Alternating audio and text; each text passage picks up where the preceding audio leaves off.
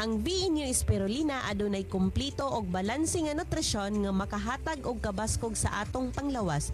Duha ka kapsul niini is equivalent na sa 1 ka kilo nga prutas o gulay ang iyahang nutritional value. Ang Real C maoy mo control sa sugar or sorbitol nga makaguba sa atong kidney, pagkahalap sa mata, heart failure og stroke. Ayaw kalimti, isingit karon dayon ang V-inyo spirulina og Real C. Available sa inyong mga suking botika.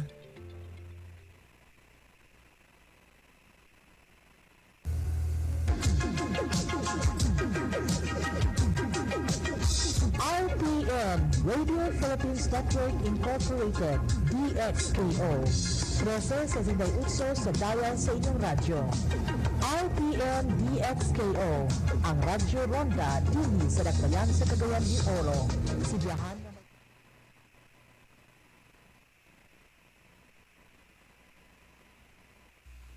ay hindi lamang po si Nuesca ang namamatay sa New Bilibid Prison. Marami na po mga inmates ang namamatay po dyan. May mga namamatay pa nga po sa COVID. No? Hindi po natin alam kung si Nuesca ay biktima ng COVID. Okay? Areglado. Mamaya po, sa ganap na alas 3:15, makakausap po natin ang isa sa mga pinagpipitaganan nating opisyales ng gobyerno noong nakaraang administrasyon, former DILG Secretary Rafael Alunan III. Siya po ay makakausap po natin bilang panauhin pandangal sa ating Pulsong Pinoy. At pag-uusapan po namin dito ang may kaugnayan sa West Philippine Sea sapagkat siya po ang kumakatawan na chairman ng Philippine Council for Foreign Relations. May pag-asa pa po ba ang ating relasyon with China? Ano ang paraan para maging pantay ang relasyon, pagtuturingan ng dalawang bansa? Ayan Ito ang isa sa mga itatanong natin kay Rafi.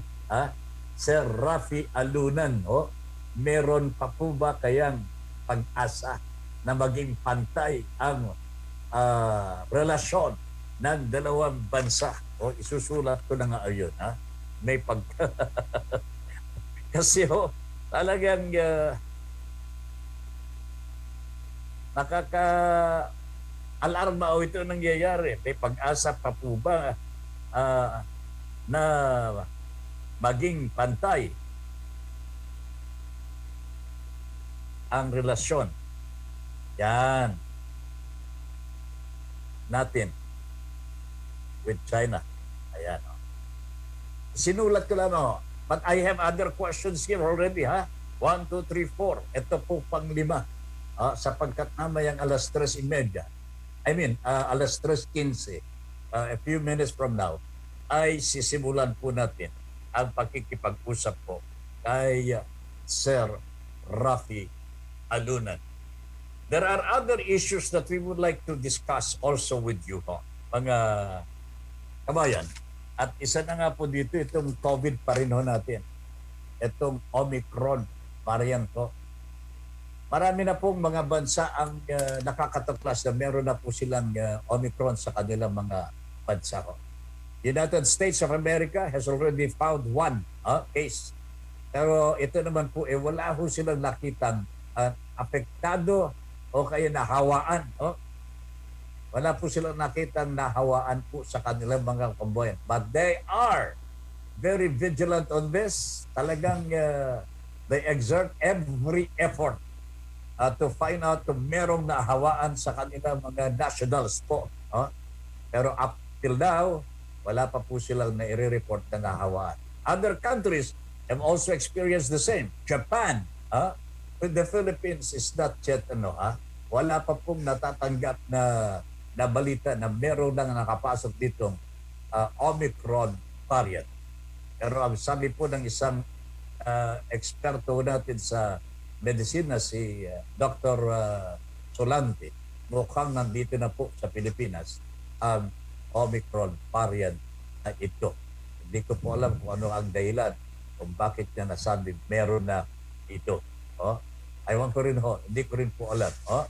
Anyway ho, mga kababayan, ito po ay paghahandaan po natin sapagkat health experts say mukhang mas higit na nakakahawa po ito kaysa yung Delta variant at higit pong virulent. Mas mapanganib, mas mapanira ho ang variant na ito kaysa yung Delta variant. So that if we have a surge here, delikado na naman po ang mga hospital natin. Delikado po ang ating mga kababayan, lalo pat ang gamot ang gamot sa COVID virus na ito ay up to heaven.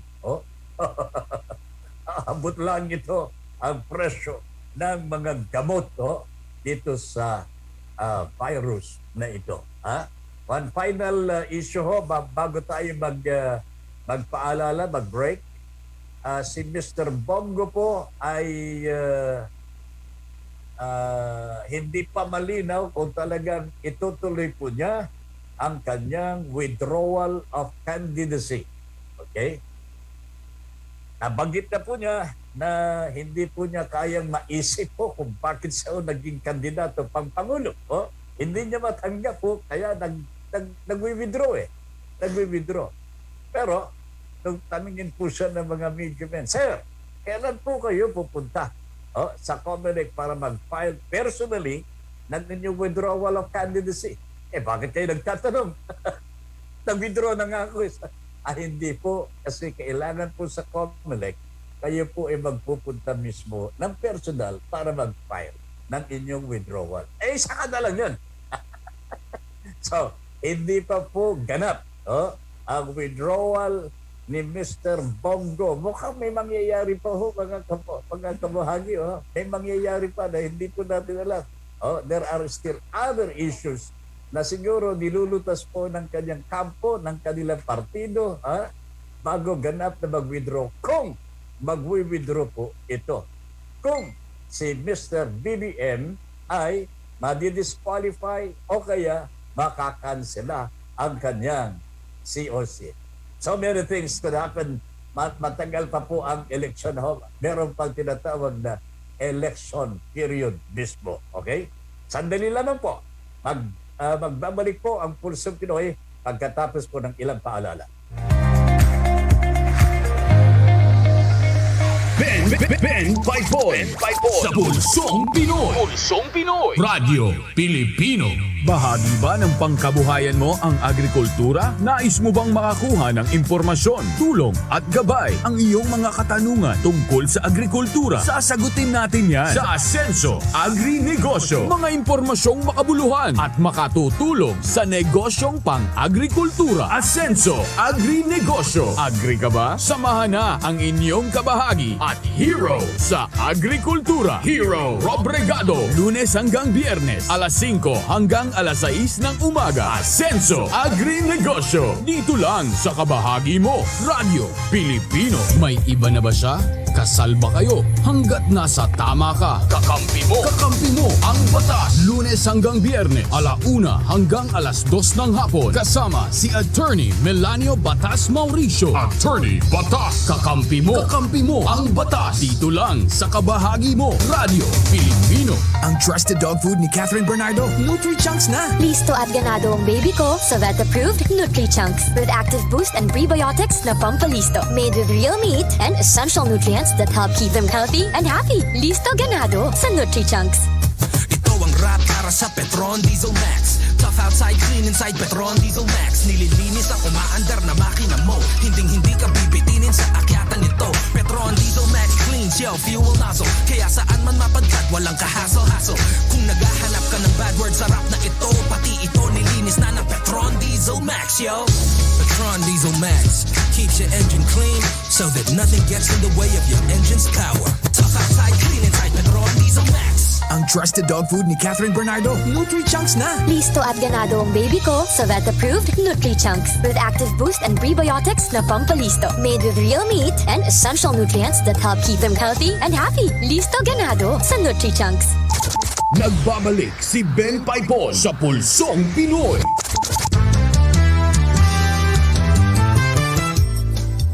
Alright, balik tayo mga kabahagi sa ating Pulsong Pinoy dito po sa Radyo Pilipino. Saan man panig ng mundo, kabahagi mo Radyo Pilipino. Siyempre, kabahagi ang Radyo Pilipino, si Ben Paipon, kabahagi na rin. Ganon din po si Mel Rodelio Militante. Un Huwebes por la tarde, muy ajetreado, Señor Ben. Hola a todos los seguidores de Pulsong Pinoy. Hi to all viewers of Pulsong Pinoy. Mel, good afternoon. Eden Pedralves is watching. Good day. Very cool afternoon, Sir Ben Paipon. Watching your program, Pulsong Pinoy. Aba, very cool ha. Ibig sabihin, malamig dyan sa Tuguegarao City. Ayan. Mission Impossible. Magandang hapon po, Kuya Ben, from Surigao City. Ayan. Magandang hapon po sa inyong lahat. Ang tabayanan po natin, malapit na po na makakausap po natin si Senyor Rafael Alunan III. Siya po ang chairman ng Philippine Council for Foreign Relations. Tamang-tama po ito sapagkat napaka-controversial na ang nangyayari dito sa West Philippine Sea. We have a lot of Chinese war vessels in that area. Hindi po nababawasan ang kanilang bilang. Wala ho yatang magawa ang ating bansa. Ano po ba ang pwede nating gawin dito? Will a change in the administration in the country help or usher in some changes so that China will have a good regard of the Filipino and the Philippines? Ano kaya? Ano sa tingin ho ninyo? Kayo mga kabahagi po namin. Share us your views on this very controversial issue, Chinese and Philippine relations in the West Philippine Sea. Tayo po ang nabiyayaan ng legal na pag-aari, legal ownership of portions of the West Philippine Sea identified as exclusive economic zone of the Philippines. But China lays claim on these areas at sila po ang umuukupa ngayon. Okay? Ano ang dapat gawin ng Pilipinas din Ayan. Sana ho makabahagi po kayo dito sa mga exchanges of ideas po natin, exchanges of ibang pamamaraan tungkol na paano natin malulutas. How can we make China regard as a friend who have ibang kapantay ho niya? Is it possible? Mukhang hindi po pwede na ho because China regards itself as big, huge, mammoth. Hindi na po pwede. He cannot stoop down, my friends. Kabahagi. Ito ang China ho ngayon. Nakakalungkot pero China does not regard us as a friend. But our president regards China as a very dear friend. He loves Xi Jinping, sabi po ni Pangulong Rodrigo Duterte. Ayan, okay. Meron pong isang issue mga kabayan, na gusto ko po sanang talakayan po natin sandali. Habang hinihintay po natin ang signal mula sa ating panauhin, si Ginoong Rafi Alunan III. Ito pong issue ng ating pole vaulter. First time that we have a pole vaulter from the Philippines na nakaakyat po sa Olympic gold. I don't know, panglabing isa na po yata sa buong mundo itong si EJ Obiena. He is a priceless jewel in the world of sports. Sabi po ng kanyang coach, yung Ukrainian coach, na si, ano pang pangalan po nito? Hindi ko yata nailagay po yung kanyang Ukrainian coach. Ito hong sinabi po ng kanyang Ukrainian coach, sapagkat alam po ninyo mga kababayan, of all organizations, PATAFA, ito po yung Philippine Athletic Track and Field Association. Pinagbintangan ho itong si EJ Obiana na hindi po nagbibigay ng pasweldo sa kanyang coach. Yan ang paratang po ng PATAFA. Can you imagine? Yung athlete po, siya ang nagpapasweldo sa kanyang coach. Nanggagaling po yung pera, siyempre, sa PATAFA. Okay? Pero bakit po ganun? Pero itong sabi ng kanyang coach, sapagkat sabi po ng PATAFA, hindi raw po pinasusweldo ni Obiana itong Ukrainian coach na ito. Anong sabi po ng Ukrainian coach? Sabi niya, I never could have imagined. I never could have imagined that it would be used in the way it is used now as a weapon to destroy a promising career. Ako talaga naman, mabigat itong statement na ito. To be clear, I never initiated any such discussions or documents. It was wholly initiated by Yuiko. Philip Ella Yuiko, the chairman of the PATAFA. This has been going on for some time already, mga kababayan, at yung bang nadidifocus si Obiana sa kanyang laro. Sabi ko nga sa inyo, hindi pa tayo nakakalapit sa tugatog ng ginto sa larangan po ng pole vault. And it's only during this time that we have an Obiana who made so powerful performance in the Tokyo Olympics na kailangan ho nating alagaan ho ito. Pero bakit po gano'n ang ginagawa ng PATAFA?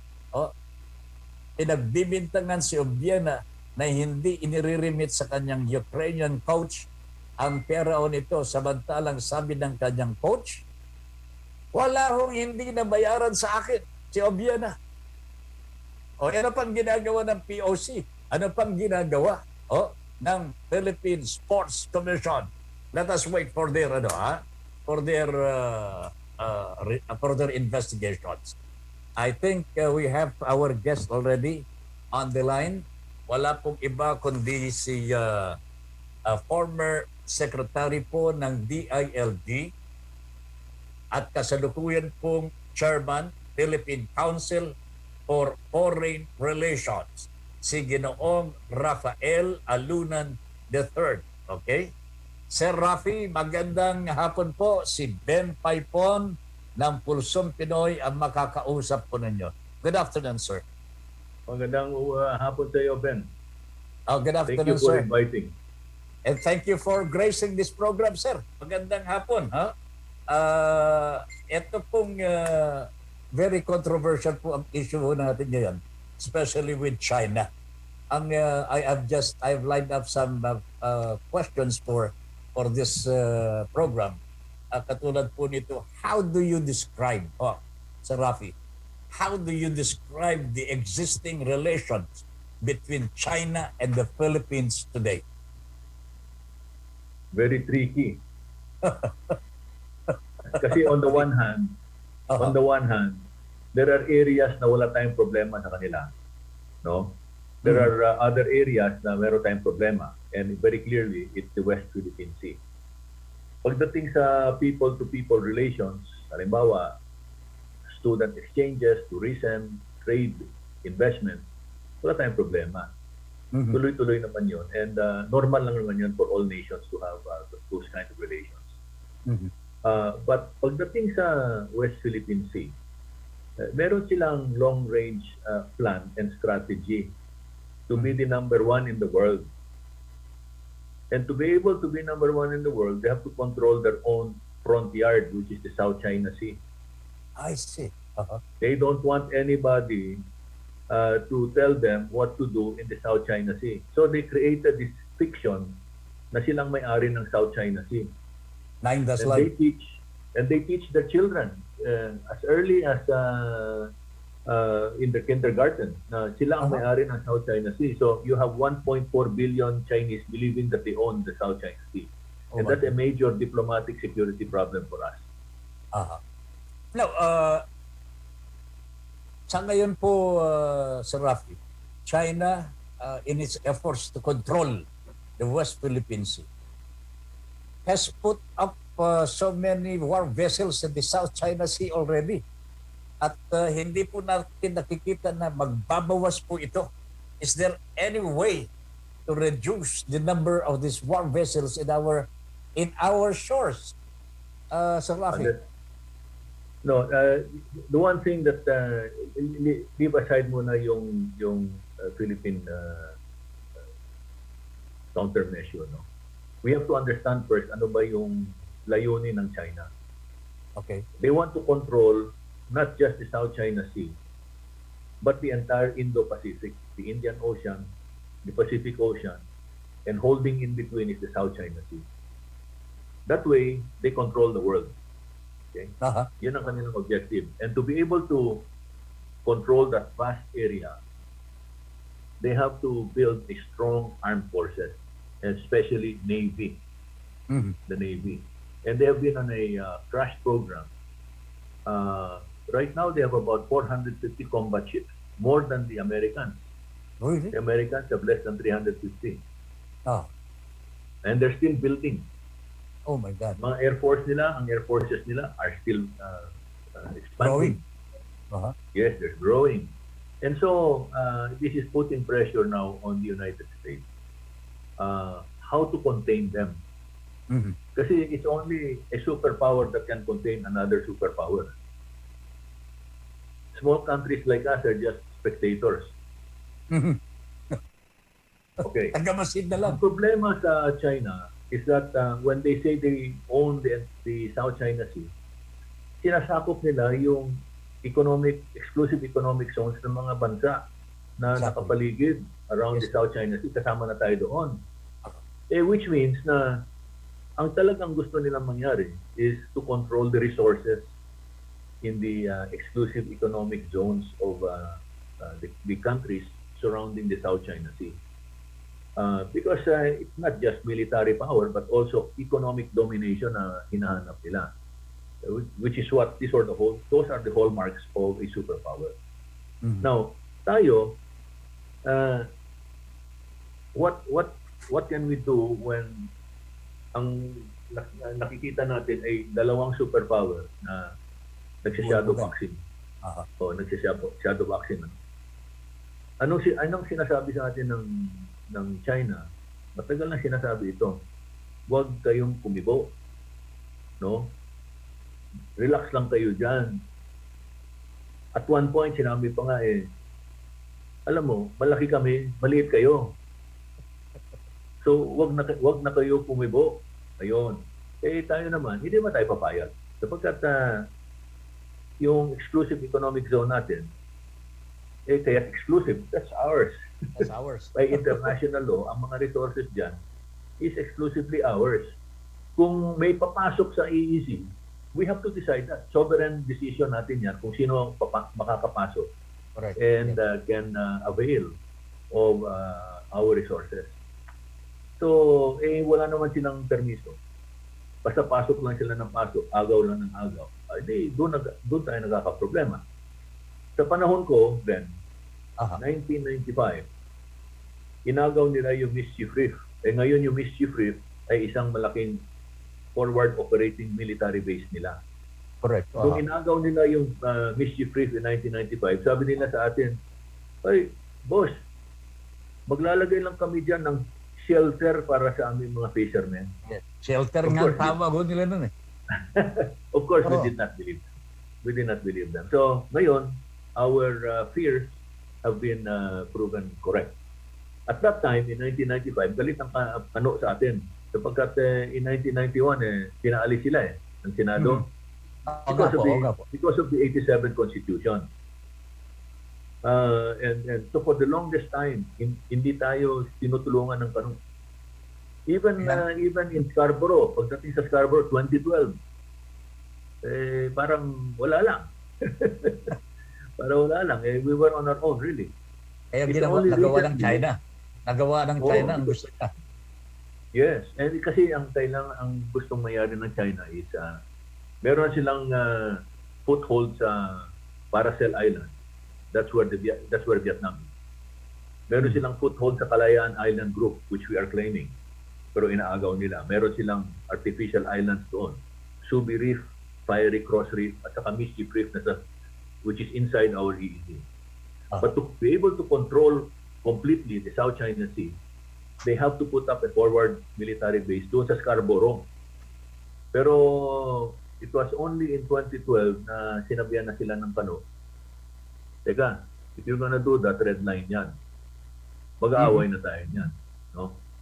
So, kaya hands off muna ang mga Chinese yan. Hindi nila itinuloy, sir. Hindi nila itinuloy. Naka-hold lang. Kasi alam mo ang China, one thing that's very good as going in their favor, they're very patient.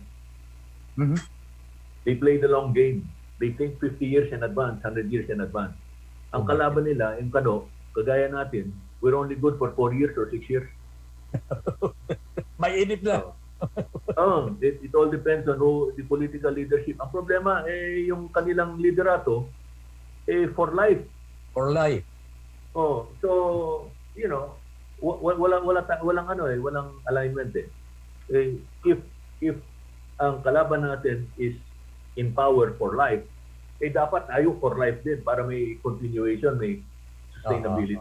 Continuity. Ang problema, watak-watak tayo eh. And the Chinese know that. That's why they're able to exploit us easily. Sir. Pati ang kano. Sir, we are going to have this election already in 2022. That's in May. Yes.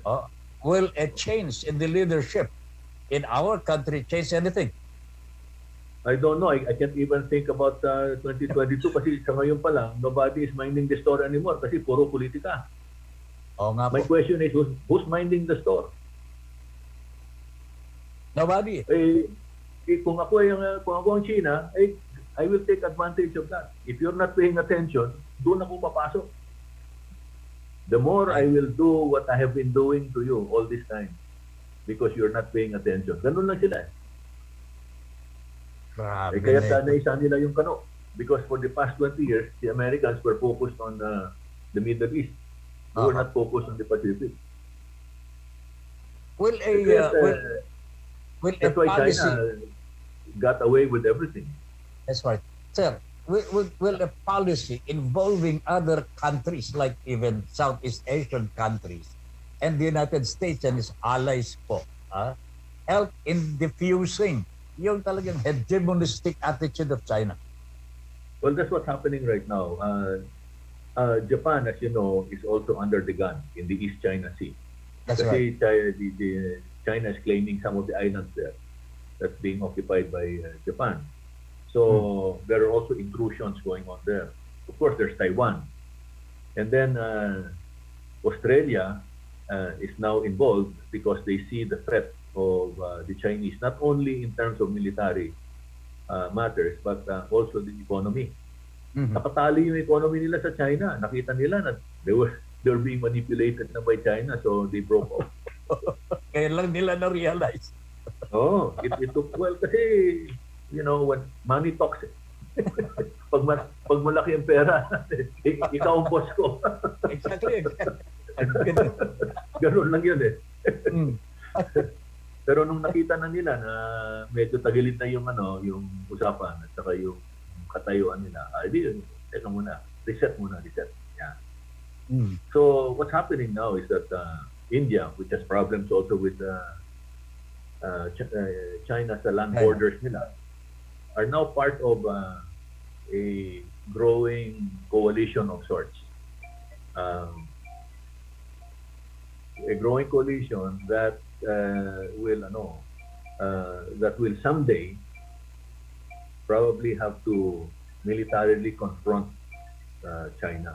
At the moment, they're just doing shadow boxing, mga exercises sa South China Sea, in different areas, and using that to propagandize. But at some point, there might, and security experts are fearful of this, they might have an accidental clash. And that accidental clash could lead to a larger conflict. And countries like us, who are not looking for trouble, in fact, what we want is peace, will be caught in the middle. We will be caught in the middle. Our job really, at this point, is to make sure that our largest trading partners, Japan, the US, and China, do not fight. Because the moment they fight, patay ekonomiya natin. Patay na tayo. Patay tayo. We don't even have to go to war. Ekonomiya pa lang, patay na. No? So that's really a problem. But on the other hand, this much I can say. Many people are saying na takutin naman itong mga Pilipino. Walang alam mo na, walang hindi ko masabi kasi we're on the air. Bulong mo na lang, sir. May bulong mo na. Walang Yabols. Walang dalawa. Pero hindi naman totoo yun. Kasi it takes time to build our armed forces. You know, it's only after 2012 na there was a real concentrated effort to build on a regular year by year ang ating armed forces. But to build our armed forces, you need to have a strong economy. Number two, you need to have the support of supplier countries. And the support of supplier countries will come in the form of friendly prices and long-term in terms of payment. And cultivating that and developing a cadre or a group of dependable suppliers takes time. And the moment you choose a supplier, it takes time also to produce the ships, the planes. It takes time to train. Kasi it's not just enough that you know how to drive. You have to drive defensively, or if necessary, you have to drive offensively without crashing the car, and you have to come back alive. Diba? So that takes time. That takes a lot of time to develop that skill. Kaya doon pumapasok yung mga interoperable operations with our allies like the United States. No? Pero kung kulang naman tayo sa asset, it will really take time for us to finally get the skills that we need to engage in combat and come back alive. So in the meantime, humble pie muna tayo.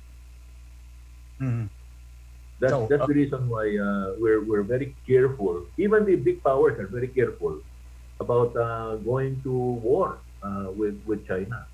It's not war is not a good option because once nuclear powers get to fight, it's very easy to slide into nuclear exchanges. Na po ito. And in a nuclear exchange, nobody wins. You're all dead. Exactly. Nuclear na ho yan. So that's what we're all trying to avoid. That's all what we're all... But you know, maraming mga hotheads sa atin na hindi naintindihan yan eh. Oo nga po. Pero do you think China will, yung bang gusto ba ng China ng digmaan? Hindi rin. Pero may, kasi what they're trying to do is win the war without firing a shot. Ginagamit nila yung gulang nila. And that's the Chinese policy, sir. Win the war Magulang without firing a bullet. Oo. Magulang yan. That's Sun Tzu. Sun Tzu, Art of War. Yes. And they're doing it very well. They're very skillful at that. And you must admire them for being able to maneuver and get their way, establish mga fait accompli without firing a shot. Ang galing And ho then nila pati putting everybody on the defensive. magaling nila pati magnenegosyo, sir eh. Oh, They yeah, will get- hats off po doon sa kanila. We have to pero- learn a thing or two from them. Will the unification of the countries na talagang apektado ho dito sa expansionist attitude ng China deter a faster Chinese occupation? Wala Sa akong tingin, nakikitang parang... which country should start this, sir? Alin po bang bansa? Will it be the United States or is it the Philippines who is now the subject of the Chinese aggression? Hindi naman. We're just one of them. We're just one of them. India is being affected, Threatened, yes.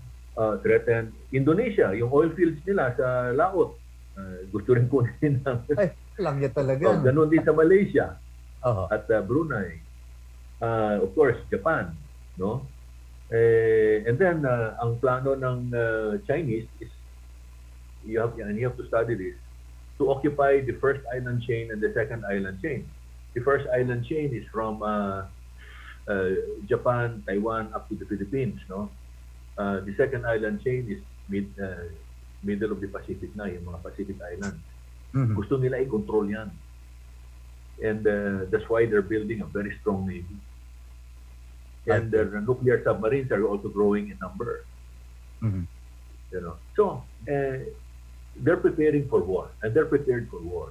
Ang problema now is to what extent will the superpowers and the great powers like NATO and the United States come together and be more magulang than the Chinese in the sense na i-outmaneuver nila yung China and get them to retreat without firing a shot. Yun. Pero China will not do that. I don't think China And will do China that. does not do that, then we will have a war. Oh my God, that's the final equation na. War. There are security analysts who believe that for as long as the free world and China do not back away from their core interest, there will be a clash. Ang core interest ng China is to be a superpower and they have to control the South China Sea. By all In the means, case of- at all costs. By all means, yeah. In the case of, but through clever means, preferably through clever means, no, by outmaneuvering the opposition. The free world would like to keep the seas and the oceans open, and not controlled by anybody. Correct. And that's where we are. Doon tayo. But So how long do you think, Sir Rafi, how long do you think will this take? Hanggang kailan po ganito tayo at bago ang confrontation talaga? Well, the Chinese are prepared to talk and talk and talk for 1,000 years. But I don't know if the Americans are patient enough. Kasi pag they're threatened, their number one position is threatened, they might just go to war. The American. So, alam mo naman yung history ng Amerika. Aggressive din. Very aggressive din. Ayun na ako talaga. Yung pang, ako yung namumuno rito, ano ba? So anyway, Sir Rafi, what would you advise? No? We are now in the election season. No? Sa mga presidentiables natin. Our country is, undergoing so many changes now. Ano po nakikita ho ninyong dapat paglaanan ho ng pansin ang mga presidentiables to save the country? Well, una-una, they have to align themselves. Dapat may leveling off sila na even if they are political enemies or they belong to different sides, Mhm. they're still Filipino. And being Filipino, they should always think of the national interest. Dapat nangunguna yung national interest over their self-interest. Kasi sa ngayon, baliktad ang nangyayari. Puro self-interest ang nangunguna eh. Mm-hmm. At naiipit tayo sa naiiwanan yung national interest natin. Mm. So the reason for that is because kinukulang tayo ng patriotismo. Okay. Okay? Even if they say, yeah, I love the Philippines, but look at the history, no? If they love the Philippines, why do we still have insurgency? Why are we still sending people abroad because they can find jobs here? Why is our AFP still weak? Why is our educational system shot to pieces? No? If they're really thinking of the national interest, they would have solved those problems long ago. Mhm. Pero nandiyan pa rin eh. Sir, I remember the day when you were running for some position in there. I think president ba? Nung nakaraan. No. Senate. Senate. Senado. We had an occasion and meron tayo nagkita tayo minsan, and I remember I told you one how I wish I could see a Rafi Alunan as President of the Republic of the Philippines. Boy. Thank you. Yeah. Opo, I told you that. I don't know if you remember because I've been conversing with a lot of people, but I said then, because, nakilala ko po kayo nung kayo po nandyan po sa DILG, the Secretary of DILG, and I thought I was already with the media, with Radio Veritas and so forth, and I saw the potential that you had in yourself, and I remember what you're saying now. Sana ho, hindi vested interest ang umiiral sa mga politiko natin, kundi pagmamahal sa ating inang bayan. I wish you well, sir. I wish you Salamat well. po. Thank you. Likewise, Ben. Likewise. I Thank you wish you very well, much. and I hope we can have this conversation again later on. Anytime. Thank you very much, sir. Maraming Thank you. salamat. Thank you. Thank you. Salamat. Good afternoon, sir. Alright po, mga kabahagi, si Secretary Alunan, former Secretary of the DILG, Rafi Alunan III, and Chairperson of the Philippine Council for Foreign Relations. Siya po ang nakausap po natin dito po sa ating programa Pulsong Pinoy. Saglit lamang po, magbabalik ang Pulsong Pinoy. Ben 54 sa Pulsong Pinoy. Radio Pilipino. Alamin ang mga importanteng kaganapan sa iba't ibang panig ng mundo. Mga balitang mahalaga, mga balitang may kabuluhan. Sa Balitang Pandaigdigan. World News. Mga pangyayaring may pakialam ang bawat Pilipino. Ibabahagi ni Buddy Bernardino. Live from Radio Filipino UK. Tuwing Lunes, Miyerkules at Biyernes, alas 4 hanggang alas 4:30 ng hapon. Balitang Pandaigdigan. World News. Dahil saan mang panig ng mundo, kabahagi mo ang Radio Pilipino. Papalapit na ang eleksyon at sasalalay sa atin ang desisyon.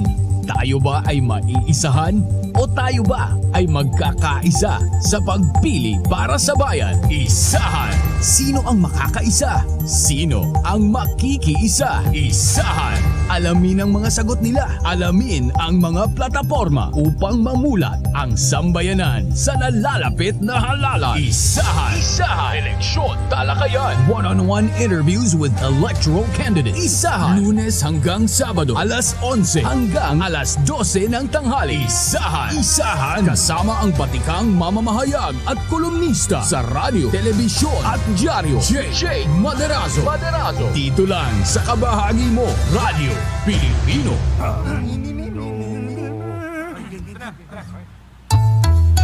Ang sumisid ay bang-mang-mang, ang sumipol ay bang-hung-hang, ang babae sa lansangan, huwag hiritan kundi igalang. Pare, ang catcalling ay isang uri ng sexual harassment. Di biro ang sexual harassment at di nakakamacho ang pang-aabuso.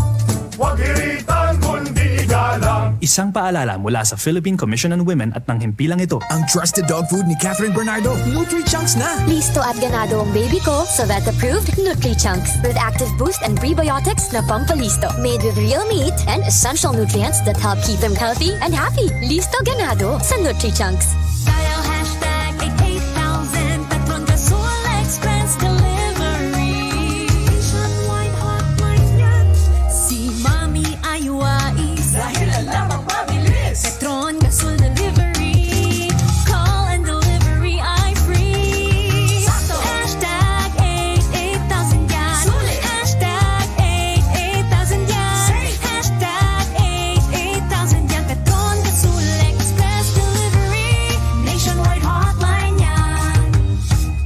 to dog food ni Catherine Bernardo, Nutri-Chunks na! Listo at ganado ang baby ko sa vet-approved Nutri-Chunks with active boost and prebiotics na pampalisto. Made with real meat and essential nutrients that help keep them healthy and happy. Listo ganado sa Nutri-Chunks.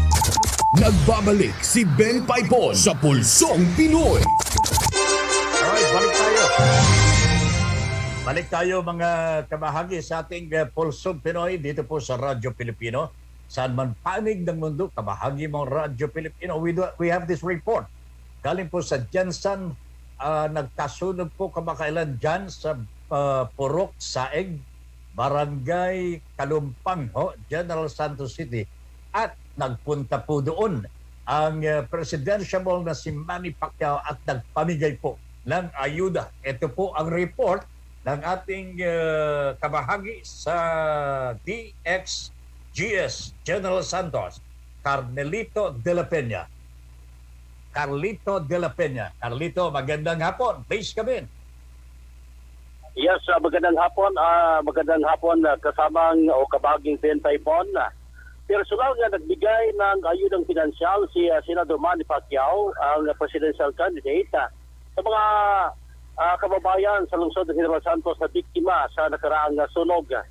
Nag-umpisa ito sa isang motorcade. Pagkatapos pinuntahan kaagad ang 540 families kasama ang kanyang kampo. Ang Kalumpang Gym, na kung saan dito naghihintay ang nasabing pamilya. May cash assistance na pantawid gutom, kitchen utensils at cosmetic fix at marami pang iba. Si Mrs. Jocelyn Maraisip, isa sa mga beneficiaries, ang nagparating sa kanyang pasasalamat kay Senador Manny Pacquiao at umaasa na magkaroon ng sariling bahay na malilipatan. Nangako din ang senador na pag nagkataon na manalo itong presidente this coming 2022 election, sisiguruhin nga makukulong ang mga magnanakaw sa gobyerno at may tataguyod ang mga mahirap at nagbibigyan ng libreng pabahay, libreng hospitalization sa mga senior citizens at palakasin ang ekonomiya para makagawa ng maraming trabaho para sa milyon-milyong Pilipino. At yan ang ating balita. Ako si Lito de la Piña kasama si Jerry Licayan ng DXGS Radyo Pilipino. Sa ang panig ng mundo, kabahagi mo, Radyo Pilipino. Maraming salamat. Carlito de la Peña, DXGS, General Santos City. Taga-General Santos si Manny. Hindi niya pababayaan ang kanyang mga kababayan dyan. And so with other victims of calamities and disasters po, nandyan po si Manny Pacquiao. Presidential po ito, no? We wish lamang po natin may the best man win itong election na ito. At sabi nga po ni Mr. Alunan kanina, si Sir Rafi, sana yung mga presidentiables po natin, nasa puso nila ang bayan. Nasa puso nila ang bayan at mga Pilipino at hindi lamang ang kanilang mga sarili. Ay, nako talaga. Fresh na fresh si Idol Rafi. Parang di tumatanda. Parang 55 years old lang ang itsura. Ano po kaya ang sikreto niya? Sabi ni Mel Rodelio Militante. Mel, pagka nakausap mo si Tatabe, alam mo na yan. Dwayne Ganal Ablang. Tamsa po si Dwayne Ganal Ablang. Watak-watak at walang pagkakaisa ang utak ng mga namumuno sa ating bansa. Yun ang sinasamantala ng bansang China. Kung ang labanan lang ay suntukan, walang gamitan ng armas, walang binatbat ang mga Chino. Sa totoo lamang, sa mga Pinoy, yan natin kinakailangan si Manny Pacquiao. Suntukan na lang. Pero alam ninyo mga kababayan, itong election na ito will mean much to the Filipinos and to the Philippines. Masyado na pong luging-lugi ang mga Pilipino all over the world. Mantakin ninyo, kulelat na naman po ang bansang Pilipinas sa Bloomberg ranking. for resiliency paano sa pagtungon ho dito sa COVID-19 virus. Talaga naman ho, nakakalungkot. Pagkatapos, mababalitaan ho natin, magkaano ng utang ho natin? 12 trilyon. Saan pupunta ang mga yan? Ako, Diyos ko po. Wala na tayong oras po. Sa kabuuan po ng ating Pulsong Pinoy, magbabalik po tayo bukas, Biyernes. Extended po ang vaccination. Yung mga hindi pa po nagpapabakuna, please lang ho. Huwag na kayong padagdag pa sa problema ng ating bayan.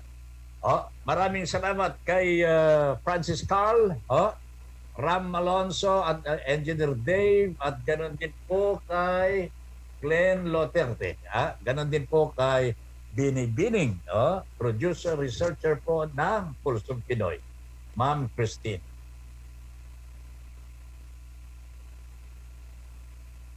At happy birthday po sa alaga ni Ram, si Yuna. Ram, happy birthday kay Yuna, ha? Naku, ang ganda pala ng alaga mo. Ben Pipon here. So thank you very much for allowing us into your homes and for giving us the privilege to be of service to you. Thank you very much. Good afternoon, everybody.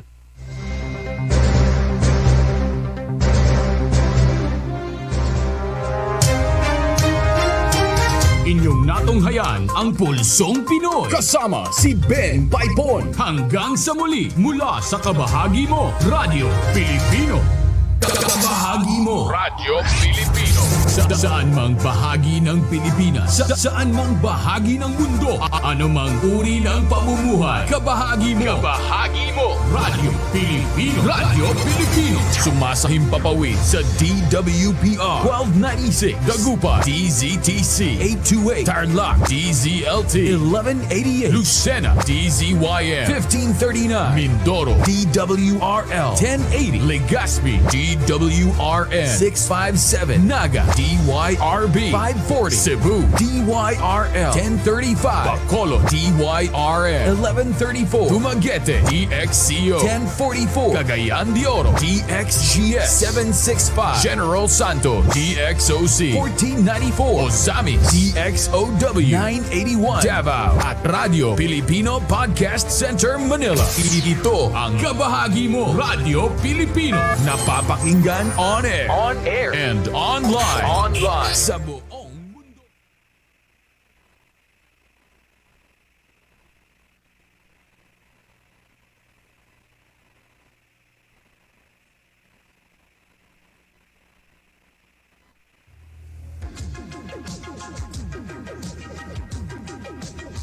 RPN, Radio Philippines Network.